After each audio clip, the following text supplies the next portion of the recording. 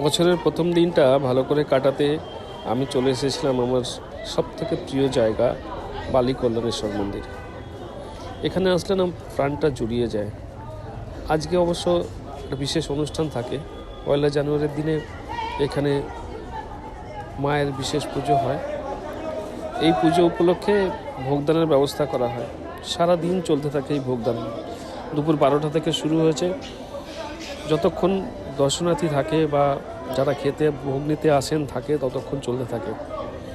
সারাদিন এদের সঙ্গে একটু জড়িত থেকে নিজেকে গর্বিত মনে হয় এবং কিছু কাজকর্ম করতে পারি মানুষের সেবায়, ভালো লাগে নিজেকে।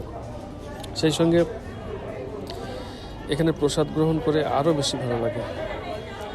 সত্যি কথা বলতে কি, জীবনে আর কিছু তো লাগে না, মন্দিরের প্রসাদই তো জীবন চলে যায়। এমন হয় অল্প বিস্তর খেয়েও, এই প্রসাদের মতো খেয়েও মানুষের জীবন চলে যায়। বাকি সব যা হয় সব তো মায়া, সবই তো আমাদের ডিজায়ার, আকাঙ্ক্ষা। যাই হোক, যদি কেউ আসতে চান আমার সঙ্গে যোগাযোগ করতে পারেন, অথবা আমি বলছি বালি কল্যাণেশ্বর মন্দির বললে এখানে নামিয়ে দেয় জিটি রোডের উপরে একটি বালি বাজার থেকে, তার পরের স্টপ দেওয়ানগাজী আর বেলুর মঠের ঠিক আগে।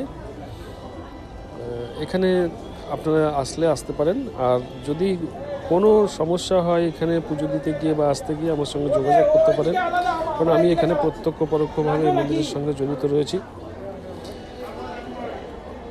আর কি বলবো, সবার নতুন বছর সুন্দর কাটুক, ভালো কাটুক। সবাই ভালো থাকুন, সুস্থ থাকুন। ধন্যবাদ।